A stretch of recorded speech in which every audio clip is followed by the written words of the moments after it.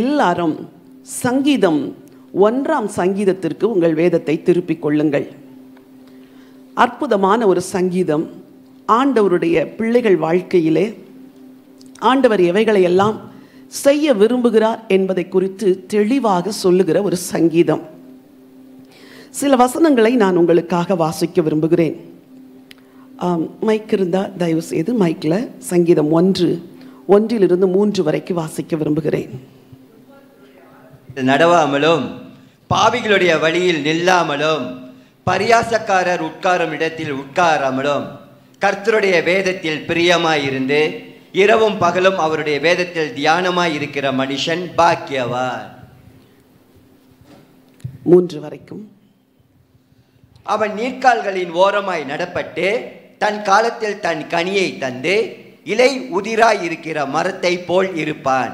அவன் செய்வதெல்லாம் வாய்க்கும். இந்த மாதத்தில் ஆண்டவர் எங்களுக்கு கொடுத்த ஒரு வாக்குத்தத்தமான வசனம், அவன் செய்வதெல்லாம் வாய்க்கும் என்று. ஆண்டவர் தன்னுடைய பிள்ளைகள் எல்லாரும் செய்வதை வாய்க்க பண்ண வேண்டும் என்று விரும்புகின்றார்.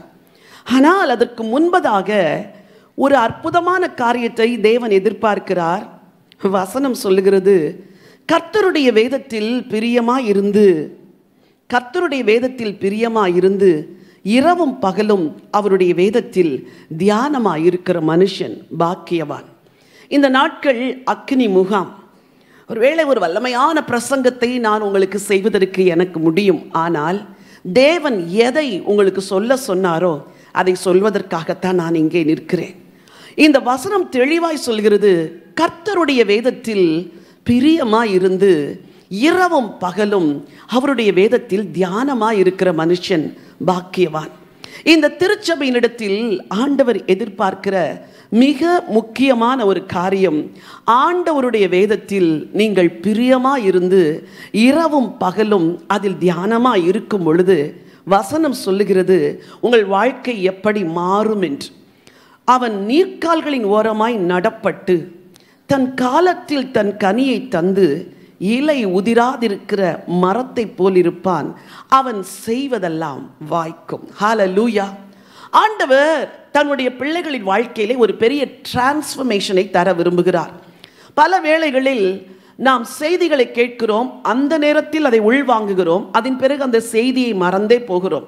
ஒருவேளை கடந்த மாதத்தில் என்ன பிரசங்கத்தை கேட்டீர்கள் என்று உங்களிடத்தில் கேட்டால் உங்களில் ஒரு சிலருக்கு ஞாபகம் இருக்கும், பலரும் மறந்திருப்பீர்கள். ஆனால் நம்முடைய வாழ்க்கையிலே நிலைத்திருக்கக்கூடிய ஒன்றை ஆண்டவர் விரும்புகிறார். அதுதான் இரவும் பகலும் ஆண்டவருடைய வேதத்தில் தியானமாய் இருக்கிற ஒரு வாழ்க்கை. ஆதியிலே ஏதேன் தோட்டத்திலே ஆண்டவர் தன் பிள்ளைகளோடு உறவாடும் பொழுது தோட்டத்தில் உலாவுகிற தேவனுடைய சத்தத்தை அவர்கள் கேட்டார்கள் என்று வேதம் சொல்லுகிறது. God wanted his children to listen to his voice. அவருடைய சத்தத்தை தன் ஜனங்கள் கேட்க வேண்டும் என்று ஆண்டவர் விரும்பினார். மோசே 40 நாட்கள் மலையிலே போய் ஏறி உட்கார்ந்து 40 நாட்கள் உபவாசித்து புசியாமலும் குடியாமலும் இருந்து ஆண்டவருடைய கரத்திலிருந்து எதை பெற்றுக்கொண்டு வந்தார் தெரியுமா? கர்த்தர் கொடுத்த அந்த கற்பலகைகளை பெற்றுக்கொண்டு வந்தார். அந்த கற்பலகைகளை பெற்றுக்கொண்டு வந்தார். ஜனங்களுக்கு அந்த 40 வருஷம் அந்த பிரமாணத்தை கைக்கொள்ள வேண்டும் என்றுதான் ஆண்டவர் ஜனங்களிடத்தில் எதிர்பார்த்தார். இஸ்ரவேல் ஜனங்கள் வனாந்திரத்திலே பயணப்பட்டு வருகிறார்கள். வனாந்திரத்தில் ஆசரிப்பு கூடாரம் என்ற ஒன்றை கட்டும்படி ஆண்டவர் சொன்னார். அந்த ஆசரிப்பு கூடாரத்திற்குள் ஏராளமான பொருட்கள் இருந்தன. குத்து விளக்கு இருந்தது, சமூகத்து அப்ப மேஜை இருந்தது, தூப பீடம் இருந்துச்சு, எல்லாம் இருந்தது. ஆனால் மகா பரிசுத்த ஸ்தலத்திற்குள் உடன்படிக்கை பெட்டி என்ற ஒன்றை ஆண்டவர் வைத்தார். அந்த உடன்படிக்கை பெட்டிக்குள் வேறு எதையும் வைக்கவில்லை. 3 காரியங்கள் இருந்தது. ஆரோனுடைய துளிர்த்த கோல், மன்னா வைக்கப்பட்ட பொற்பாத்திரம், கர்த்தருடைய கற்பலகைகள். அதை அடுத்து சாலமோன் தேவாலயத்தை கட்டும் பொழுது அந்த தேவாலயத்திற்குள், அந்த மகா பரிசுத்த ஸ்தலத்திற்குள் எது இருந்தது என்றால் இந்த கற்பலகைகளை தான் அவர்கள் வைத்திருந்தார்கள். அதை தவிர வேறு ஒன்றும் இல்லை என்று வாசிக்கிறோம். ஒரு வசனத்தை வாசிக்க விரும்புகிறேன். 1 ராஜாக்களின் புத்தகம் 8ஆம் அதிகாரம் 9வது வசனம். 1 Kings chapter 8 verse 9. இஸ்ரவேல் புத்திரர் எகிப்து தேசத்திலிருந்து புறப்பட்ட பின் கர்த்தர் அவர்களோட உடன்படிக்கை பண்ணுகிற போது மோசே ஓரேபிலே அந்த பெட்டியில் வைத்த 2 கற்பலகைகளே அல்லாமல் அதிலே வேறொன்றும் இருந்தது இல்லை. அப்படி என்றால் இஸ்ரவேல் மக்களுடைய வாழ்க்கையில் மிக முக்கியமாய் இருக்க வேண்டும் என்று தேவன் நினைத்தது எது தெரியுமா? கர்த்தருடைய வார்த்தை, ஆண்டவருடைய வார்த்தை. வேதம் சொல்லுகிறது, ஆதியிலே வார்த்தை இருந்தது, அந்த வார்த்தை தேவனோடு இருந்தது, அந்த வார்த்தை தேவனாய் இருந்தது என்று சொல்லி அந்த வார்த்தை மாம்சமாயிற்று என்று யோவானிலே நாம் பார்க்கிறோம். இன்றைக்கு மாலையில் கூடி வந்திருக்கிற உங்கள் வாழ்க்கையிலே கர்த்தர் மிக முக்கியமாய் விரும்புகிற ஒரு காரியம் இந்த வார்த்தையோடு உங்களுக்கு இருக்க வேண்டிய ஒரு உறவு. விசுவாசிகளாகி நாம் என்ன செய்கிறோம்? வேதத்தை அனுதினமும் படிக்கிறோம். சில நாட்கள் படிக்கிறோம், சில நாட்கள் படிக்காத விட்டு விடுகிறோம். சில நாட்கள் அரை மணி நேரம் படிக்கிறோம், சில நாட்கள் ஒரு சில அதிகாரங்கள் படிக்கிறோம். சில நாட்கள் ஒரு வசனத்தை படிக்கிறோம், சில நாட்கள் வேதத்தை படிக்காமலேயே போய்விடுகிறோம். ஆனால் இங்கே நாம் வாசித்த சங்கீதம் மிக தெளிவாய் இருக்கிறது. கர்த்தருடைய வேதத்தில் பிரியமாய் இருந்து இரவும் பகலும் அவருடைய வேதத்தில் தியானமாய் இருக்கிற மனுஷன் பாக்கியவான் என்று சொல்லியிருக்கிறது. ஒரு மனிதன் எப்படி இரவும் பகலும் ஆண்டவருடைய வேதத்தில் தியானமாய் இருக்க முடியும் என்றால், ஒன்று, அவனுடைய இருதயத்தில் அந்த பேஷன் இருக்க வேண்டும். அப்படித்தானே? கிரிக்கெட் மேலே பேஷன் இருக்கிறவர்கள் எப்பொழுதும் அதையே யோசித்துக் கொண்டிருப்பார்கள். குக்கிங்கில் பேஷன் இருக்கிறவர்கள் எப்பொழுதும் அதையே யோசித்துக் கொண்டிருப்பார்கள். அதே போலதான் இந்த உலகத்தின் எல்லா காரியங்களும். ஸ்போர்ட்ஸில் பேஷன் இருக்கிறவர்கள் இரவும் பகலும் அதைத்தான் சிந்தித்துக் கொண்டிருப்பார்கள். இங்கே ஆண்டவர் இந்த மாலையில் வந்திருக்கிற உங்கள் ஒவ்வொருவருக்கும் ஒரு பேஷன் இருக்க வேண்டும் என்று சொல்லுகிறார். அது எது தெரியுமா? கர்த்தருடைய வேதத்தில் தியானமாய் இருக்கிற ஒரு வாழ்க்கை, ஆண்டவருடைய வேதத்தில் பிரியமா இருக்கிற ஒரு வாழ்க்கை. நம்மில் அநேகருக்கு இந்த வேதம் ஒரு கடமையாக இருக்கிறது. ஒவ்வொரு நாளும் வாசிக்கிறோம், சில காரியங்கள் புரிகிறது, சில காரியங்கள் புரிகிறதில்லை. புரிந்ததை படிக்கிறோம், சிறிய வசனத்தை படிக்கிறோம், சிறிய சங்கீதத்தை படிக்கிறோம், தெரிந்ததை படிக்கிறோம், தெரியாததை விட்டு விடுகிறோம். ஆகவே நமக்குள் ஏதோ ஒரு மாற்றத்தை ஆண்டவர் செய்ய விரும்புகிறார். இருதயத்தை திறந்து நமக்குள் ஒரு தாகத்தை கொடுக்க விரும்புகிறார். என்னுடைய ஜெபம் இந்த மாலை வேளையில் என்ன தெரியுமா? வானத்திலிருந்து ஒரு அக்கினி வந்து உங்களை பலப்படுத்த வேண்டும் என்பது ஒரு ஜெபமா இருந்தாலும், உங்கள் உள்ளத்திற்குள் ஆண்டவர் ஒரு தாகத்தை உண்டாக்கி, இனிமேல் நான் வேதத்தை அனுதினமும் கருத்தாய் படிப்பேன், தியானிப்பேன் என்ற ஒரு தீர்மானத்திற்குள் நீங்கள் வருவீர்கள் என்றால், அதுதான் இன்றைக்கு ஆண்டவர் உங்களிடத்தில் செய்ய விரும்புகிற மிக பெரிய ஒரு காரியம். ஹல்லேலூயா. எங்களுடைய ஊழியத்திற்கு பெயர் பைபிள் கால்ஸ். எங்களுடைய தாகம் எதுவென்றால் வசனத்தை விசுவாசிகளுக்கு சொல்லிக் கொடுக்க வேண்டும். ஆகவே பைபிள் கால்ஸ் என்ற ஒரு வேதாகம கல்லூரியை விசுவாசிகளுக்கு நடத்துகிறோம். நீங்கள் ஒருவேளை பைபிள் கால்ஸ் என்ற யூடியூபில் நீங்கள் போய் பார்ப்பீர்கள் என்றால், brother Andrew Dev Tamil Bible study என்று நீங்கள் சர்ச் பண்ணுவீர்கள் என்றால் ஏராளமான எபிசோட்ஸ், இந்த வேதத்தின் மகிமையை சொல்லிக் கொடுக்கிற எபிசோட்ஸ் இருக்கிறது. அதே போல அதே பைபிள் கால்ஸில் சங்கீத தியானம் என்ற ஒரு பகுதி வருகிறது. 1ஆம் சங்கீதத்திலிருந்து இதுவரைக்கும் 118 சங்கீதங்களை பதிவிட்டிருக்கிறோம். நமக்கு சில சங்கீதங்கள் புரியும், சில சங்கீதம் புரியாது. நீங்கள் இந்த சேனலிலே இந்த சர்ச் பண்ணி இதை படிப்பீர்கள் என்றால் நிச்சயமாக நீங்கள் புரிந்து கொள்வீர்கள். அதே போல ஜெயராணி ஆண்ட்ரூ என்ற ஒரு சேனல் இருக்கிறது. அதில் தீர்க்கதரிசிகள் புத்தகமாகிய ஏசாயா புத்தகத்தை இந்த நாட்களிலே பதிவிட்டு கொண்டிருக்கிறோம். ஏசாயா புத்தகத்தில் நமக்கு தெரிந்ததெல்லாம் 40ஆம் அதிகாரம், 41ஆம் அதிகாரத்திலிருந்து 66ஆம் அதிகாரம் வரைக்கும். ஆனால் அதற்கு முன்னாக உள்ள அதிகாரங்கள் என்னதான் சொல்லுகிறது என்று நாம் புரிந்து கொள்ள வேண்டும். வாழ்க்கையிலே ஆண்டவர் எழுதி கொடுத்த இந்த வேதத்தை முழுவதும் புரிந்து கொள்ளாமல் இந்த உலகத்தை விட்டு நம்மில் ஒருவரும் போகக்கூடாது. ஏனெனில் அந்த ஒவ்வொரு வேத புத்தகமும் அவ்வளவு மகிமையான ஆசீர்வாதங்களை நமக்காக வைத்திருக்கிறது. சரி, இந்த சங்கீதம் சொல்லுகிறது, இரவும் பகலும் வேதத்தில் தியானமாய் இருக்கிற மனுஷன் பாக்கியவான். நீங்கள் கேட்கலாம், எனக்கு வேதம் புரியவே இல்லையே, பைபிளில் என்னதான் இருக்குது? உங்களை பார்த்து ஒரு கேள்வி கேட்கிறேன். What is in the Bible? சும்மா சொல்லலாம், பைபிளில் என்ன இருக்குது? என்னம்மா? ஆண்டவருடைய வார்த்தை இருக்கிறது. ஓகே, பைபிளில் என்ன இருக்கிறது? நீங்க பேசுறது ரொம்ப கேட்கல. ஆனாலும் அந்த கேள்வியை கேட்டா நமக்கே ஒரு கேள்வி வருது. ஆமா இல்ல, பைபிள்ல என்ன இருக்குது? நம்ம என்ன நினைக்கிறோம்? வாக்குத்தத்தமான வசனங்கள், வழி நடத்துகிற வசனங்கள் உள்ளே இருக்கிறது என்று நாம் நினைக்கிறோம். ஆனால் நேற்று நான் சொன்னது போல this Bible is a love story. ஆண்டவர் இந்த பூமியில எதையெல்லாம் செய்தார் என்பதை அற்புதமாய் சொல்லுகிற ஒரு புத்தகம். உங்கள் வாழ்க்கையிலே கர்த்தர் எதையெல்லாம் செய்வார் என்பதை சொல்லுகிற ஒரு புத்தகம். வரும் நாளில் இந்த உலகம் எப்படி முடியும் என்பதை சொல்லுகிற ஒரு புத்தகம். there is a life after death என்று சொல்லுகிற ஒரு புத்தகம். மரணத்துக்கு பிறகு ஒரு வாழ்க்கை இருக்கிறது என்றதை சொல்லுகிற ஒரே புத்தகம் இந்த வேத புஸ்தகம் தான். கொஞ்சம் என்னோடு கூட நீங்கள் ஒரு அறிமுகமாக வேதத்தின் முதல் பக்கத்தை திருப்ப விரும்புகிறேன். அதில் பழைய ஏற்பாட்டின் ஆகமங்கள் என்று இருக்கிறது. உங்கள் வேதத்தில் இருக்கிறதா? கொஞ்சம் எல்லாரும் பைபிளை பார்க்கும்படி நான் கேட்குறேன். இண்டெக்ஸ் பேஜில் பழைய ஏற்பாட்டின் ஆகமங்கள் அந்த பக்கத்தை நீங்கள் திருப்பி வச்சுக்கொள்ளுங்கள். நான் ஒரு சில நிமிடங்கள் இந்த ஹோல் பைபிளில் என்ன இருக்குன்னு முதல்ல உங்களுக்கு நான் சொல்லித்தர போகிறேன். அதை அடுத்து இந்த வேதத்தை படிப்பதினால் நம்ம வாழ்க்கையில் என்ன மாற்றங்கள் வரும் என்பதையும் நான் உங்களுக்கு சொல்லித்தர போகிறேன். வேதத்தில் பழைய ஏற்பாட்டிலே 39 புத்தகங்கள் இருக்கிறது.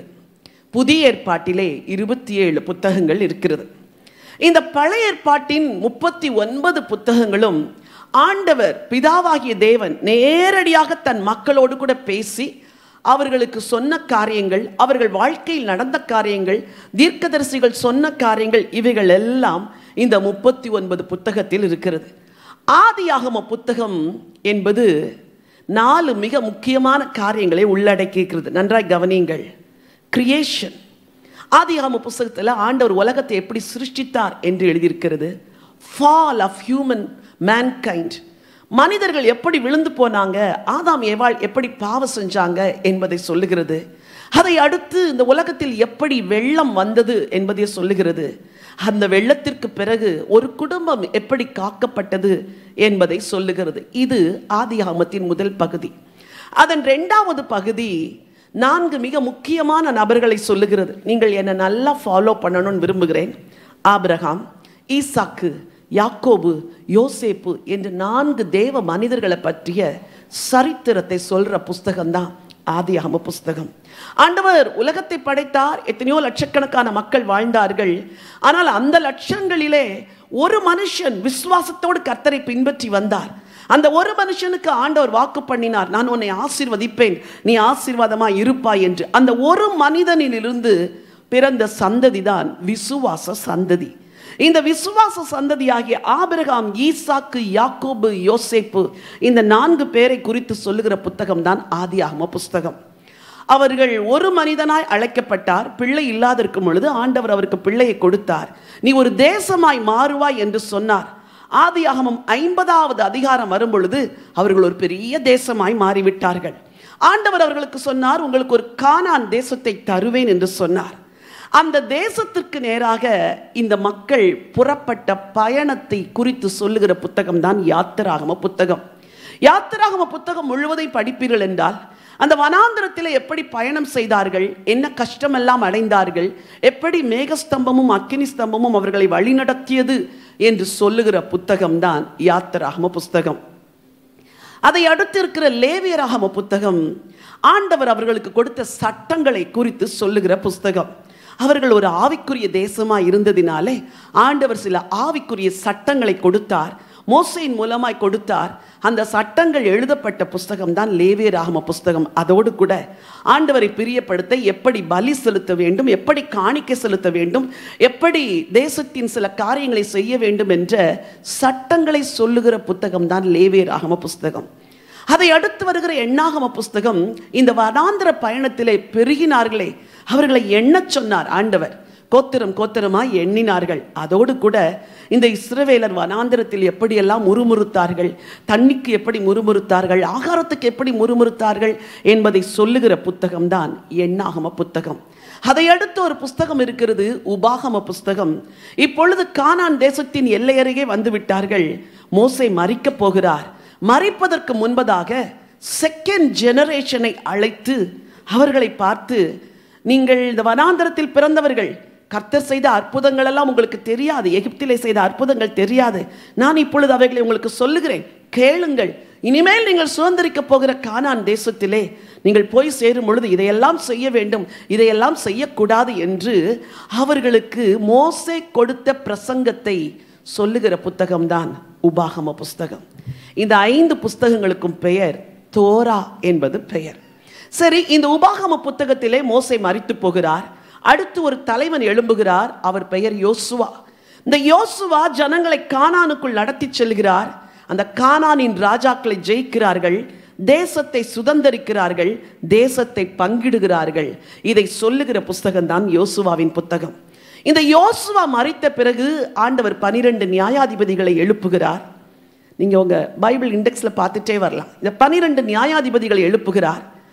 மோசே மரித்த பிறகு யோசுவா, யோசுவா மரித்த பிறகு 12 நியாயாதிபதிகளை எழுப்பும் பொழுது அந்த நியாயாதிபதிகள் எப்படியெல்லாம் ஆட்சி செய்தார்கள், எப்படி நன்மை செய்தார்கள், எப்படி மரித்தார்கள் என்று சொல்லுகிற புஸ்தகம் தான் நியாயாதிபதிகள் புஸ்தகம்.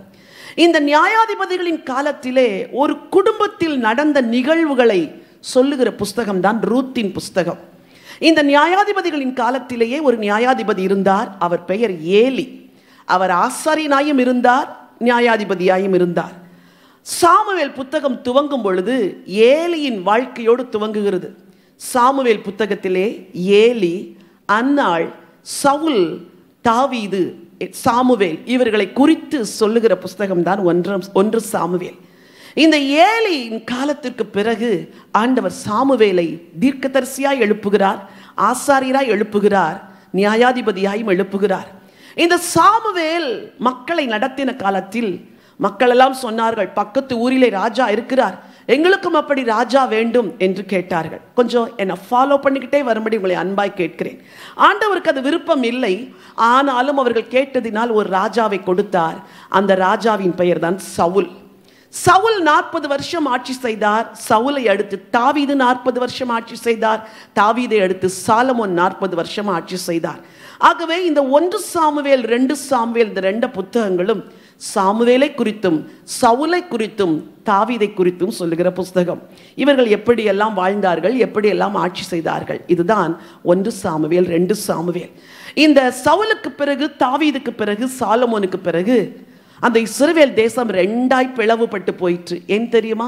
ஆண்டவர் சொன்னார் சாலமோனிடத்தில், நீ அந்நிய தேவர்களை எல்லாம் வணங்கக்கூடாது, அநேக ஸ்திரீகளை திருமணம் செய்யக்கூடாது என்று உபாகமத்தில் சொன்ன வார்த்தைகளை எல்லாம் சாலமோன் மீறினதுனாலே ஆண்டவர் தேசத்தை 2ஆய் பிரித்து விட்டார். இந்த 2ஆய் பிரித்த தேசத்திற்கு யூதா என்றும் இஸ்ரவேல் என்றும் பெயர். இந்த இஸ்ரவேலிலே 19 ராஜாக்கள் ஆண்டார்கள், யூதாவிலே 20 ராஜாக்கள் ஆண்டார்கள்.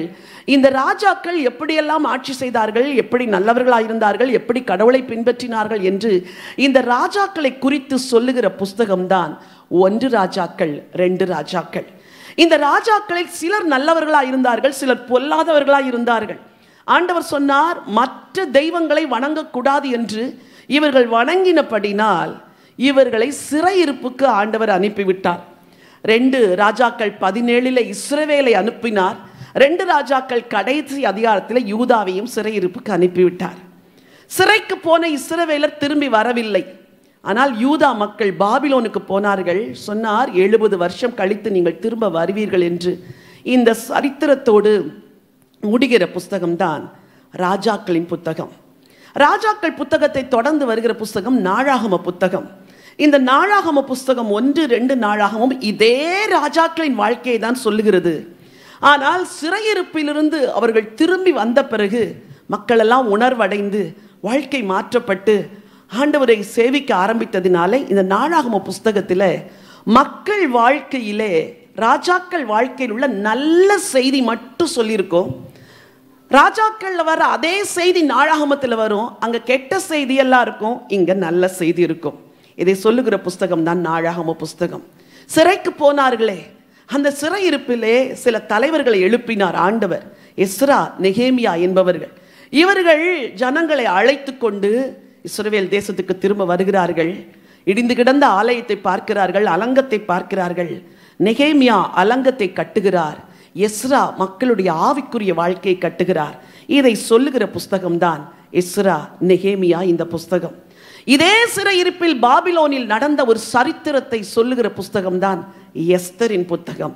அதை அடுத்து வருகிற யோபுவின் புத்தகம் என்பது வேதத்தில் முதலாவது புத்தகம் யோபு என்று சொல்லுகிறார்கள். ஒரு பக்தனுடைய வாழ்க்கையிலே, கர்த்தரை நம்பின ஒரு பக்தனுடைய வாழ்க்கையிலே நடந்த கஷ்டங்கள், அவருக்கு இருந்த 4 நண்பர்கள் வந்து அவருக்கு சொன்ன காரியங்கள், யோபுவின் மறு உத்தரவு, கர்த்தரின் மறு உத்தரவு, கர்த்தர் எல்லாவற்றையும் இரட்டிப்பாய் கொடுத்தாரே, அதை சொல்லுகிற புஸ்தகம்தான் யோபுவின் புஸ்தகம். சங்கீத புத்தகம் என்பது பலரும் பாடின பாடல்களை தொகுத்து எழுதின புத்தகம்தான் சங்கீதம். நீதிமொழிகள், பிரசங்கி, உன்னத பாட்டு என்பது சாலமோன் எழுதின புத்தகம். அதிலிருந்து நீதியான வார்த்தைகளை கற்றுக்கொள்ளலாம், வாலிபர்களுக்கு தேவையான வழிகளை கற்றுக்கொள்ளலாம். இதை சொல்லுகிற புஸ்தகம்தான் பிரசங்கி, உன்னத பாட்டு வரைக்கும். அதை அடுத்து தீர்க்கதரிசிகளின் புத்தகம் இருக்கிறது. அதில் பெரிய தீர்க்கதரிசிகள் 5 பேர், சிறிய தீர்க்கதரிசிகள் 12 பேர். அந்த பெரிய தீர்க்கதரிசி ஏசாயா, எரேமியா, எசேக்கியேல், தானியேல், புலம்பல் புத்தகம் அதில் சேர்க்கப்பட்டிருக்கிறது. இந்த ப்ராஃபட்ஸ் எல்லாம் நான் சொன்னேனே, ராஜாக்கள் அவங்க வாழ்ந்த காலத்தில் தான் வாழ்ந்தாங்க. அவங்க வாழ்ந்த காலத்தில் நடந்த நிகழ்ச்சியை இந்த புக்கில் படிக்கலாம். இதுதான் ப்ராஃபட்டிக் புக்ஸ். இந்த ப்ராஃபட்டிக் புக்ஸை மேஜர் ப்ராஃபட்ஸ் என்றும் மைனர் ப்ராஃபட்ஸ் என்றும் பிரிக்கிறோம். இதில் உள்ள பல செய்திகள் உங்களுக்கு புரியாது. ஏன் அப்படின்னா, ராஜாக்கள் காலத்தில் என்ன நடந்துச்சுங்கிறது தெரிஞ்சாதான் ப்ராஃபட்டிக் புக்குக்குள்ளே என்ன இருக்குன்னு தெரியும். ஆனாலும் நீங்கள் வரும் நாட்களில் உட்கார்ந்து தியானிக்க ஆண்டவர் கற்றுக் கொடுப்பார். இவைகளை எல்லாம் சொல்லி மல்கியா தீர்க்க தரிசன புத்தகம் வரும் பொழுது பழைய ஏற்பாடு ஒரு முற்று பெறுகிறது. இந்த பழைய ஏற்பாட்டுக்கு பிறகு புதிய ஏற்பாடு துவங்குகிறது. இந்த பழைய ஏற்பாட்டுக்கும் புதிய ஏற்பாட்டுக்கு இடையில 400 வருஷங்கள். இந்த 400 வருஷத்துக்கு சைலண்ட் பீரியட் என்று அர்த்தம். மக்கள் எல்லாம் தங்களை ரட்சிக்க ஒரு மேசியா வருவார் என்று காத்திருந்தார்கள். அந்த மேசியாவின் பிறப்பை சொல்லுகிற நற்செய்தியோடு துவங்குகிற ஒரு புஸ்தகம்தான் மத்தேயு. மத்தேயு, மார்க்கு, லூக்கா, யோவான், இந்த 4 புஸ்தகமும் இயேசு கிறிஸ்துடைய வாழ்க்கையில் நடந்த அற்புதமான காரியங்கள், அவர் செய்த அற்புதமான காரியங்களை சொல்லுகிற புஸ்தகம்தான் மத்தேயு, மார்க்கு, லூக்கா, யோவான். கிறிஸ்து ஏன் வந்தார்? எல்லா மனிதர்களை ரட்சிக்க வந்தார். அவர் ரத்தம் சிந்தி தன்னுடைய ரட்சிப்பின் கிரியைகளை முடிச்ச பிறகு வேலையை தன்னுடைய அப்போஸ்தலர்கள் கையிலே கொடுத்து, இனிமேல் நீங்கள் போய் ராஜ்யத்தின் சுவிசேஷத்தை உலகமெங்கும் சொல்லுங்கள் என்று சொல்லி அப்போஸ்தலர்கள் கையிலே கொடுத்தாரே, அவர்கள் எப்படியெல்லாம் சுவிசேஷத்தை பரப்பினார்கள். எருசலேமிலும், யூதேயாவிலும், சமாரியாவிலும், பூமியின் கடைசி பரியந்தமும் எப்படி ஆண்டவருடைய வார்த்தை சென்றது என்பதை சொல்லுகிற புஸ்தகம்தான் அப்போஸ்தல நடபடிகள். அதை அடுத்து வருகிற நிருபங்களில் பவுல் எழுதின நிருபங்கள், பேதுரு எழுதின நிருபம், யோவான் எழுதின நிருபங்கள் என்று பல நிருபங்கள் வருகிறது. பவுல் தன்னுடைய பயணத்திலே, மிஷனரி பயணத்திலே பல சபைகளை ஸ்தாபித்தார். ஒரு முறை போய் சபைகளை ஸ்தாபித்து விட்டு திரும்ப அந்த சபைகள் எப்படி இருக்கிறது என்பதை அறியும்படி நிருபங்களை எழுதினார். அதுதான் ரோம சபைக்கு எழுதின நிருபம், ரோமருக்கு எழுதின நிருபம், கொரிந்தியருக்கு எழுதின நிருபம், கலாத்தியர், எபேசியர், பிலிப்பியர், கொலோசியர், தெசலோனிக்கேர், இவைகள் எல்லாம் அந்தந்த திருச்சபைக்கு பவுல் எழுதின நிருபங்கள். அதை படிக்கும் பொழுது ஒரு சபைக்கு, தனி மனிதனுக்கு, விசுவாசிகளுக்கு தேவையான காரியங்கள் எல்லாம் உள்ளே இருக்கிறது.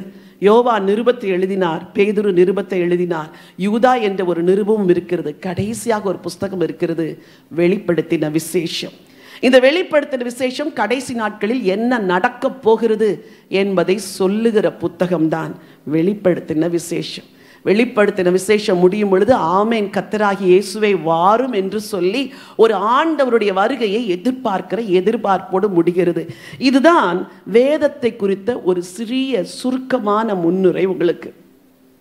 இந்த அடிப்படை சத்தியம் நமக்கு தெரியாதபடினால் புஸ்தகத்துக்குள்ள என்ன இருக்குது அப்படின்னு பல வேளைகளில் நமக்கு புரிவதில்லை. இன்றைக்கு நீங்கள் ஒரே ஒரு தீர்மானத்தை எடுக்க வேண்டும் என்று நான் விரும்புகிறேன். அந்த தீர்மானத்தை இந்த கூட்டத்தின் முடிவில் நீங்கள் எடுத்து ஜெபம் செய்து கடந்து செல்ல வேண்டும் என்று விரும்புகிறேன். அதற்கு முன்பதாக இந்த வேதத்தை வாசிக்கிறதினால் நமக்கு என்ன ஆசீர்வாதம், சுருக்கமாய் இருக்கிற நேரத்தில் சில ஆசீர்வாதங்களை உங்கள் வாழ்க்கையோடு கூட நான் பகிர்ந்து கொள்ள விரும்புகிறேன். என்னோடு கூட அப்போஸ்தல நடபடிகள் 8ஆம் அதிகாரத்திற்கு உங்கள் வேதத்தை திருப்பிக் கொள்ளுங்கள். அற்புதமான ஒரு சரித்திரத்தை சொல்லுகிற இந்த அதிகாரம் ஒரு மந்திரியை குறித்து சொல்லுகிறது. அப்போஸ்தல நடபடிகள் 8ஆம் அதிகாரம் 26வது வசனத்திலிருந்து வாசிக்கலாம்.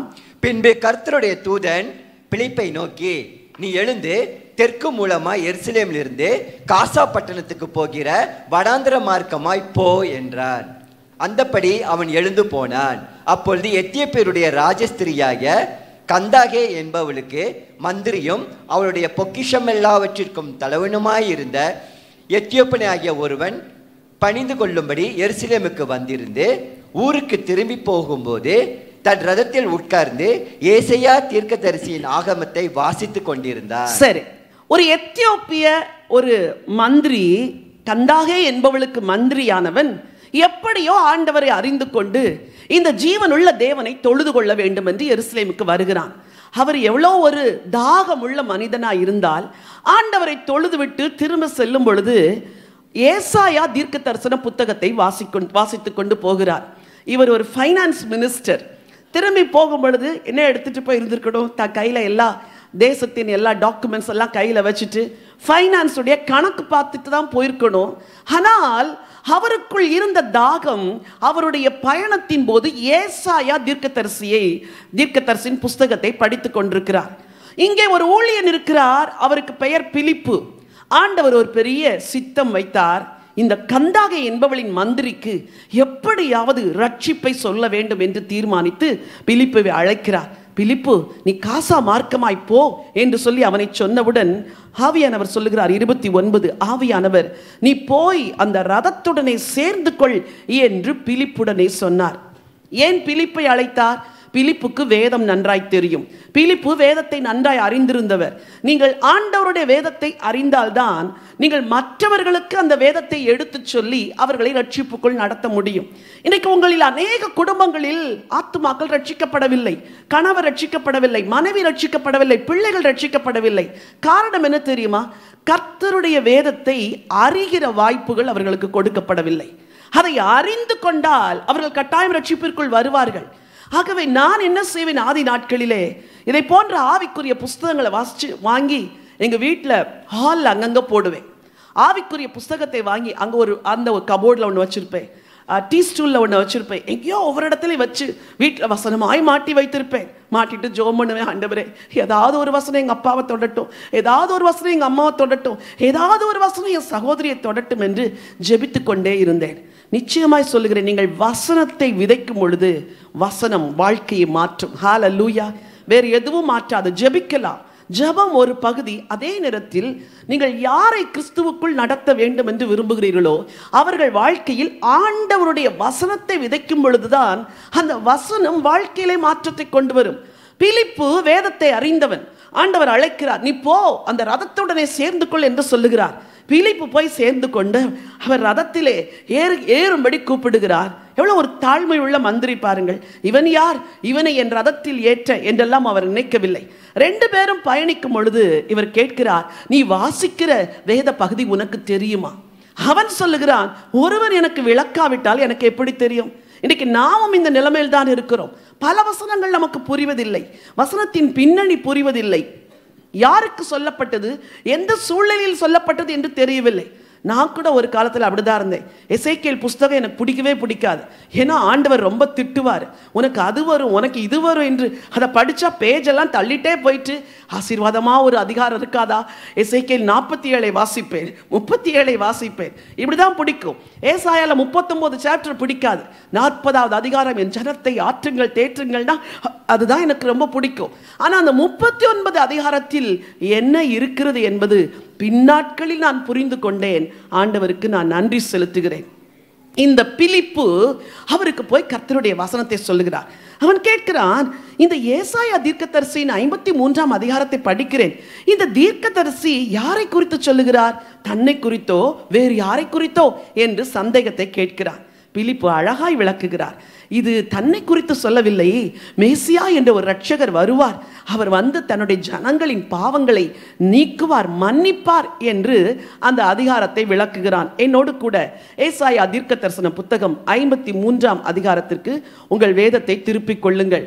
வேதம் முழுவதிலும் ஆண்டவர் இயேசுவை குறித்து பல தீர்க்க தரிசனங்கள் சொல்லப்பட்டிருக்கிறது. அதில் மிக முக்கியமான தீர்க்க தரிசனம் ஏசாயா 53ஆம் அதிகாரம். ஏசாயா 53 எங்கள் மூலமாய் 3வது வசனம். அவர் அசட்டை பண்ணப்பட்டவரும் மனுஷரால் புறக்கணிக்கப்பட்டவரும் துக்கம் நிறைந்தவரும் பாடுகள் அனுபவித்தவருமாய் இருந்தார். அவரை விட்டு நம்முடைய முகங்களை மறைத்துக் கொண்டோம். அவர் அசட்டை பண்ணப்பட்டிருந்தார், அவரை எண்ணாமற் போனோம். மெய்யாகவே அவர் நம்முடைய பாடுகளை ஏற்றுக்கொண்டு நம்முடைய துக்கங்களை சுமந்தார். நாமோ அவர் தேவனால் அடிபட்டு வாதிக்கப்பட்டு சிறுமைப்பட்டவர் என்று எண்ணினோம். இந்த அதிகாரம் முழுவதுமே கிறிஸ்து இயேசுடைய பாடுகளை குறித்து சொல்லுகிற ஒரு அதிகாரம். இயேசு கிறிஸ்து பெத்லஹேமிலே பிறப்பார் என்று வேதம் சொல்லி முன்னதாகவே சொல்லியிருக்கிறது. இயேசு கிறிஸ்து கன்னியின் வயிற்றில் பிறப்பார் என்று ஏசாயா 7ஆம் அதிகாரத்தில் சொல்லியிருக்கிறது. அவர் நாசரேத் ஊரிலே வாசம் பண்ணுவார் என்று ஏசாயாவிலே சொல்லியிருக்கிறது. அவர் எப்படி வளருவார் என்றும் தீர்க்க தரிசன புஸ்தகத்தில் சொல்லியிருக்கிறது. அவர் எப்படி ஊழியம் செய்வார், எப்படி ஓமைகளால் பேசுவார் என்று ப்ராஃபட்டிக் புக்ல இருக்குது. அவர் எப்படி ஜனங்களுடைய நோய்களை குணமாக்குவார், எப்படி விடுதலையின் ஊழியத்தை செய்வார் என்று ஏசாயா 61 இருக்கிறது. எப்படி அவர் மரிப்பார் என்று வேதம் சொல்லி முன்பதாகவே சொல்லியிருக்கிறது. எப்படி அவர் உயிரோடு எழும்புவார் என்று சொல்லியிருக்கிறது. எப்படி அடக்கம் பண்ணப்படுவார், மரித்த பொழுது ஐஸ்வர்யவான்களோட கூட இருந்தாரே என்று வேதம் ஏற்கனவே சொல்லியிருக்கிறது. அநேக வசனங்களை நான் ஒப்பிட்டு உங்களுக்கு சொல்ல முடியும், நமக்கு நேரம் போதாது.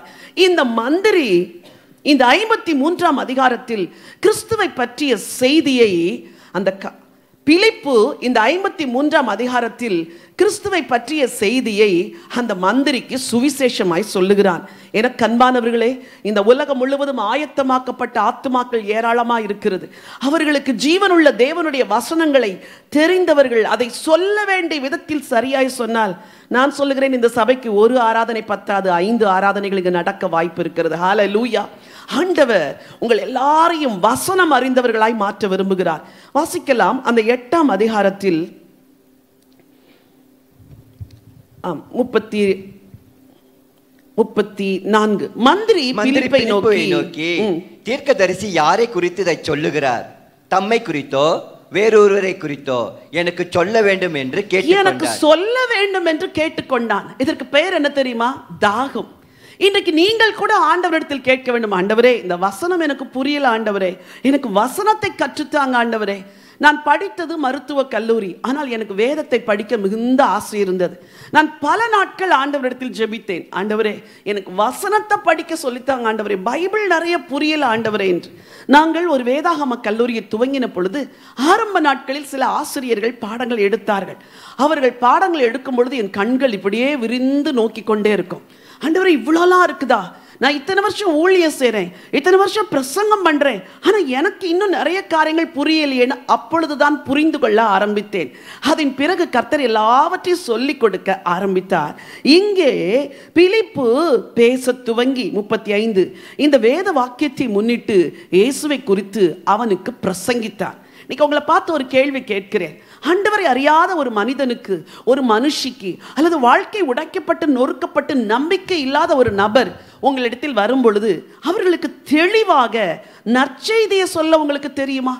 அவர்களுடைய இந்த புவி வாழ்க்கை எப்படி மாறும், ஆண்டவர் அவர்களுக்கு எப்படி நித்திய வாழ்வை கொடுப்பார் என்று அழகாகவும் அவர்கள் புரிந்து கொள்ளக்கூடிய விதத்திலும் உங்களுக்கு நற்செய்தி சொல்ல தெரியுமா?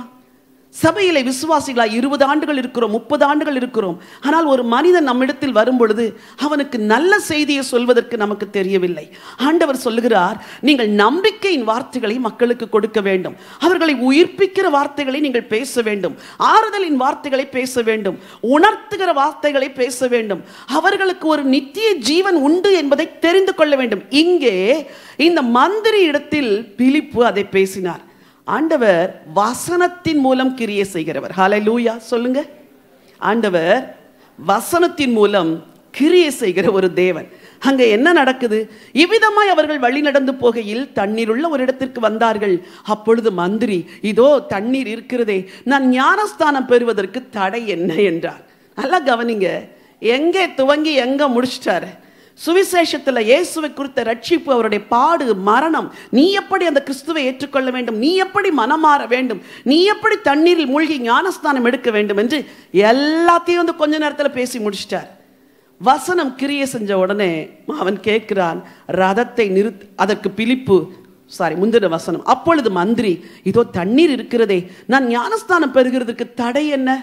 இன்னைக்கு உங்க வீட்டில் அநேகர் ஆண்டவரை ஏற்றுக்கிறாங்க, ஆனால் வசனத்துக்கு கீழ்ப்படியில்லை. ஏன் தெரியுமா?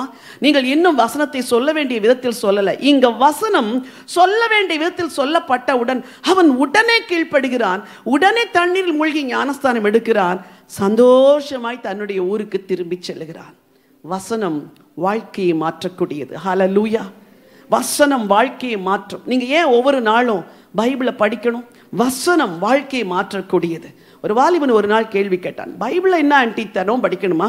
அது என்ன அப்படி நீங்கள் அதெல்லாம் என்ன பழைய ஏற்பாட்டு பிரமாணம் மாதிரி இருக்குதே, அது என்ன டெய்லி படிக்கணுமா?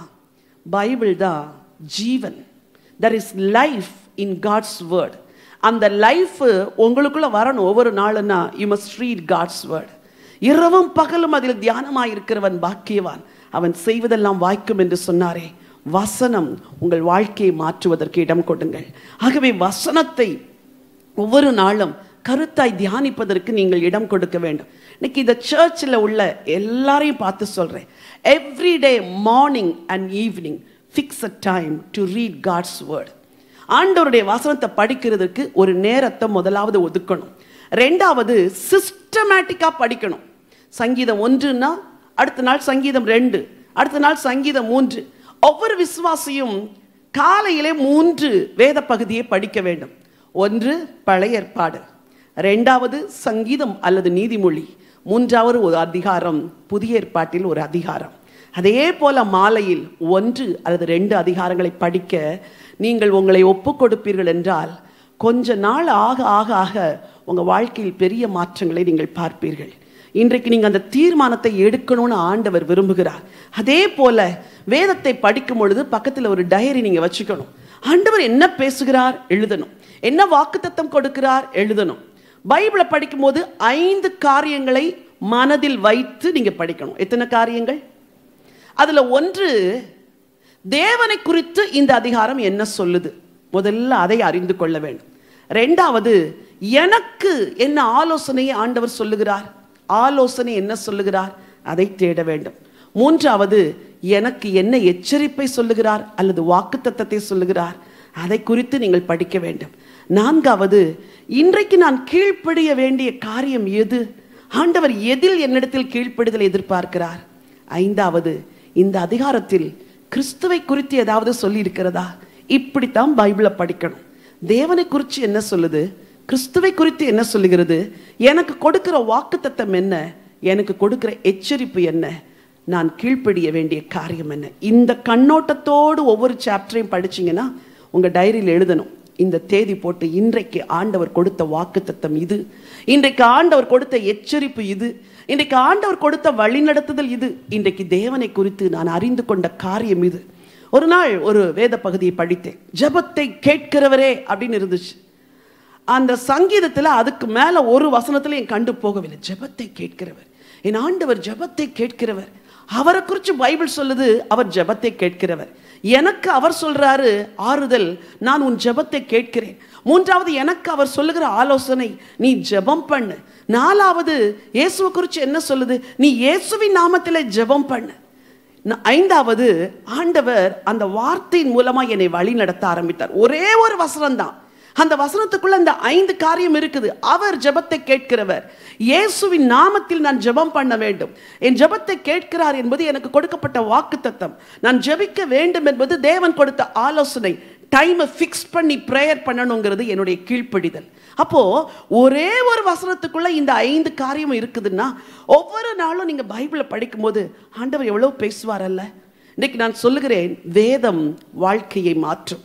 அப்போஸ்தலர் நடபடிகள் 16ஆம் அதிகாரத்தில் லீதியாள் என்ற ஒரு பெண்ணை குறித்து அற்புதமான செய்தியை நாம் வாசிக்கிறோம். பவுல் வழக்கமாய் மாலையிலே ஒரு இடத்துல போய் ஜெபம் பண்ண போகிற இடத்திலே அங்கே வழக்கமாய் கூடி வருகிற ஸ்திரீகள் கூடியிருந்தார்கள். வசனம் 13, ஓய்வு நாளில் நாங்கள் பட்டணத்துக்கு வெளியே போய் ஆற்றின் அருகே வழக்கமாய் ஜெபம் பண்ணுகிற இடத்தில் உட்கார்ந்து அங்கே கூடி வந்த ஸ்திரீகளுக்கு உபதேசித்தோம். அப்பொழுது தியத்திரா ஊராலும் ரத்தாம்பரம் விற்கிறவளும் தேவனை வணங்குகிறவளும் ஆகிய லீதியாள் என்னும் பேருள்ள ஒரு ஸ்திரீ கேட்டுக்கொண்டிருந்தாள். பவுல் சொல்லியவைகளை கவனிக்கும்படி கர்த்தர் அவள் இருதயத்தை திறந்தருளினார். நல்லா கவனிங்க. பவுல் பிரசங்கம் பண்றாரு, ஜெபம் பண்ணிட்டு விளக்கமாய் ஜெபம் பண்றோம்னு சொன்னார்ல, ஜெபம் பண்ணிட்டு வந்து பிரசங்கம் பண்றாங்க. prayer and preaching will make great transformation. ஜெபத்தோடு கூட வசனத்தை சொல்லும் பொழுது வாழ்க்கை மாறும். உங்க வீட்டில் உள்ளவங்களுக்கு ஜெபத்தோடு கூட ஒரு புக்கை வாங்கிட்டு போய் கொடுங்க, அதுல இருக்கிற வசனம் உங்க உள்ளத்துல பேசும். ஜெபத்தோடு ஒரு மெசேஜ் அனுப்புங்க, அந்த மெசேஜ் வாழ்க்கையை மாற்றும். prayer and word will bring power. இங்க பவுல் ஜெபம் பண்ணிட்டு வசனத்தை பிரசங்கம் பண்ண உடனே லீதியாளின் இருதயத்தை கர்த்தர் திறந்தார். ஹல்லேலூயா. சர்ச்சுக்கு வரும்பொழுது ஒவ்வொரு நாளும் நீங்க சொல்லணும், ஆண்டவரே இன்னைக்கு இருதயத்தை திறக்கணும், இன்னைக்கு பிரசங்கிக்கிற பிரசங்கம் என் உள்ளத்துல கிரியை செய்யணும் ஆண்டவரே என்று நீங்க கேட்பீங்கன்னா, அடுத்த வசனம் சொல்லுது, அவளும் அவள் வீட்டாரும் ஞானஸ்தானம் பெற்ற பின்பு அவள் எங்களை நோக்கி, நீங்கள் என்னை கர்த்தரிடத்தில் விசுவாசம் உள்ளவள் என்று எண்ணினால் என் வீட்டிலே வந்து தங்கியிருங்கள் என்று எங்களை வருந்தி கேட்டுக்கொண்டாள். வசனம் எப்படி வாழ்க்கையை மாற்றுது பாருங்க. முதல்ல அவள் விசுவாசித்தாள், ரெண்டாவது அவள் வீட்டார் விசுவாசித்தார்கள், அப்புறம் அந்த வீட்டில் வந்து ஊழியக்காரங்க தங்கணும்னு ஊழியம் செய்ய ஆரம்பிச்சிட்டா. ஒரே நாள்ல ஆண்டவர் ஹார்ட்டை திறந்தாரு, உள்ள கிரியை செஞ்சாரு. வசனம் வாழ்க்கையை மாற்றியது. சொல்லுங்க, வசனம் வாழ்க்கையை மாற்றும். ஒரு சின்ன ஜெபம் பண்ணலாமா? வலது கை இருதயத்தில் வச்சுக்கோங்க. ஆண்டவரை பார்த்து சொல்லுங்க, ஆண்டவரே நான் ஒவ்வொரு நாளும் உம்முடைய வசனத்தை படிக்கும் பொழுது உம்முடைய வசனம் என் வாழ்க்கையை மாற்றட்டும் ஆண்டவரே, உம்முடைய வசனம் என் வாழ்க்கையை மாற்றட்டும் ஆண்டவரே, உங்க வசனம் எங்க வாழ்க்கையை மாற்றட்டும்னு சொல்லி ஜெபம் பண்றோம்ப்பா, இயேசுவின் நாமத்தில் பிதாவே, ஆமென் ஆமென். வசனம் வாழ்க்கையை மாற்றும். அதனால தான் டெய்லி பைபிள் படிங்கன்னு சொல்லுது. நேரம் கிடைக்கும் பொழுதெல்லாம் பைபிளை படிங்க, கர்த்தர்ட்ட ஜெபம் பண்ணிட்டு பைபிள் படிங்க, புரிஞ்சுக்க கிருபை தாங்கன்னு சொல்லி பைபிள் படிங்க, இருதயத்தை திறங்கன்னு சொல்லிட்டு பைபிள் படிங்க. அப்போஸ்தலர் நடவடிக்கைகள்ல ஒரு கூட்டத்தை பற்றி 17ஆம் அதிகாரம் 11ஆம் வசனம் சொல்லுகிறது, அந்த பட்டணத்தார் மனோவாஞ்சையாய் வசனத்தை ஏற்றுக்கொண்டு காரியங்கள் இப்படி இருக்கிறதா என்று தினந்தோறும் வேத வாக்கியங்களை ஆராய்ந்து பார்த்ததினால் தெசலோனிக்கேயில் உள்ளவர்களை பார்க்கிலும் நற்குணசாலிகளாய் இருந்தார்களாம். ஹல்லேலூயா. கோபத்தை ஜெயிக்க முடியலல்ல அநேகருக்கு, கவலைப்படாம இருக்க முடியல, என்ன ஜெபம் பண்ணாலும் அவிசுவாசம் தான் வருதுன்னு கவலைப்படுறீங்களே. இன்னைக்கு நான் சொல்றேன், இதெல்லாம் இப்படி இருக்குதா அப்படின்னு பைபிளை மெடிடேட் பண்ண ஆரம்பிங்க. கோபம் தானாக விலகும், இச்சையின் ஆவி தானாக விலகும், அவிசுவாசம் தானாய் விலகும். there will be transformation. அவர்கள் இப்படி இருக்குதா பைபிள்ல அப்படின்னு டெய்லி படிக்க படிக்க படிக்க தெசலோனிக்கேயில் உள்ளவர்களை பார்க்கிலும் நற்குணசாலிகளாய் இருந்தார்களாம். ஹல்லேலூயா. காலையில் ஒரு சகோதரி வந்து சாட்சி சொன்னாங்க.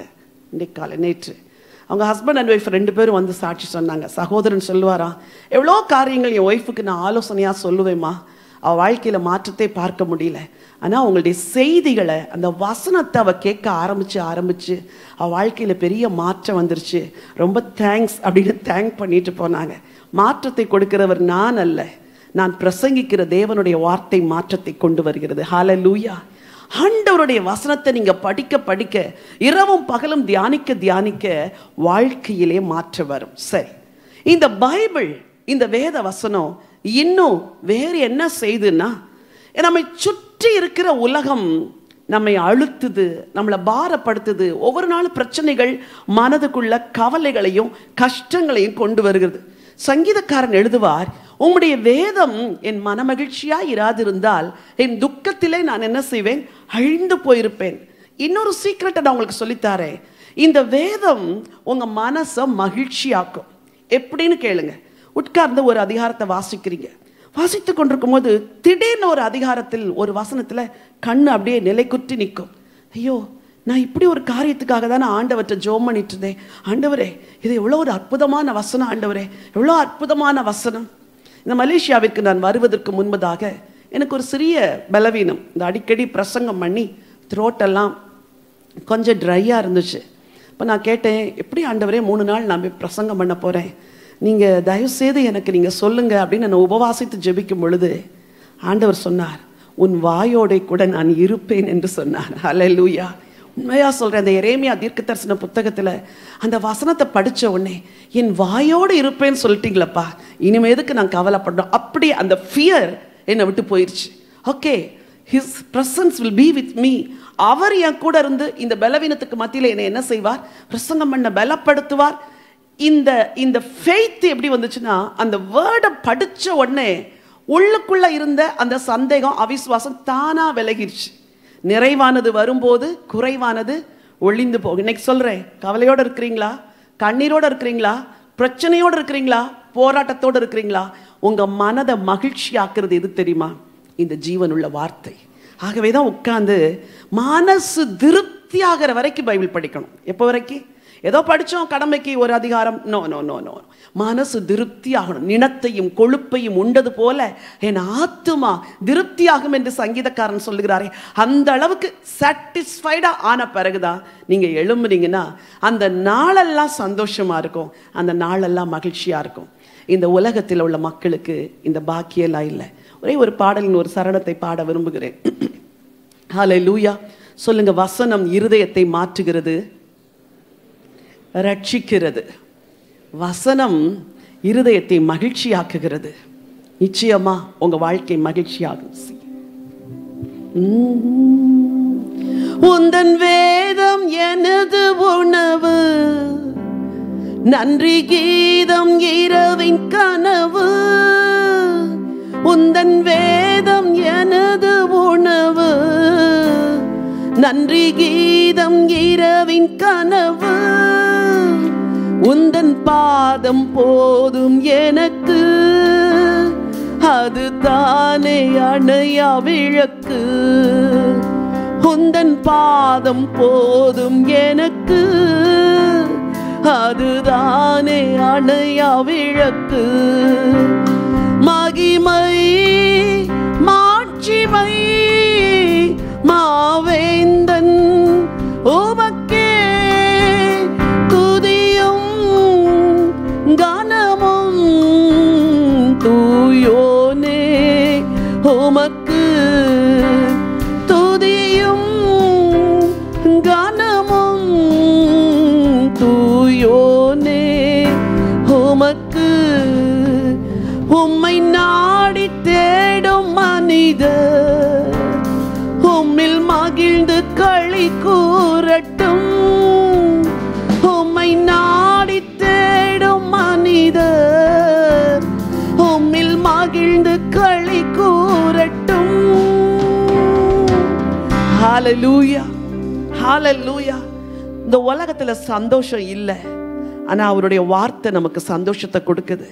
இந்த உலகம் கண்ணீர்ல வாழுது. இந்த பாடுகளுக்கு மத்தியில உங்க மனசை சந்தோஷப்படுத்துறது தெரியுமா? கர்த்தருடைய வார்த்தை. லூக்கா எழுதின சுவிசேஷத்துல ஆண்டவர் உயிரோடு எழுந்த பிறகு தன்னுடைய சீடர்களை சந்திக்க வருவார். 24ஆம் அதிகாரம் 32வது வசனம் எனக்கு ரொம்ப பிடித்த ஒரு வேத பகுதி. ஆண்டவர் அந்த எம்மா ஒரு சீஷர்களோடு பேசிட்டு அவர்களுக்கு வேத வசனத்தை விளங்க காட்டுவாராம்.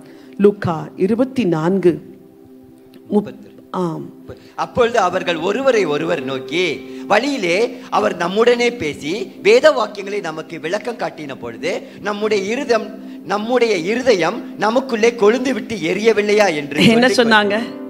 ஆண்டவர் வேத வாக்கியத்தை விளக்கி காட்டின பொழுது இருதயெல்லாம் எப்படி மாறிடுச்சா? unspeakable joy. இந்த உலகம் கொடுக்காத ஒரு பெரிய சந்தோஷத்தை இந்த வேதம் நமக்கு கொடுக்கும். அதனால தான் சொல்றேன், அதிகாலையில் உட்கார்ந்து அவருடைய வார்த்தையினால் திருப்தி ஆகுங்க. இஸ்ரவேலருக்கு மன்னா மத்தியானம் பொழியல, சாயங்காலம் பொழியல, ராத்திரியும் பொழியல. எப்போ பொழிந்தது? அதிகாலையில்.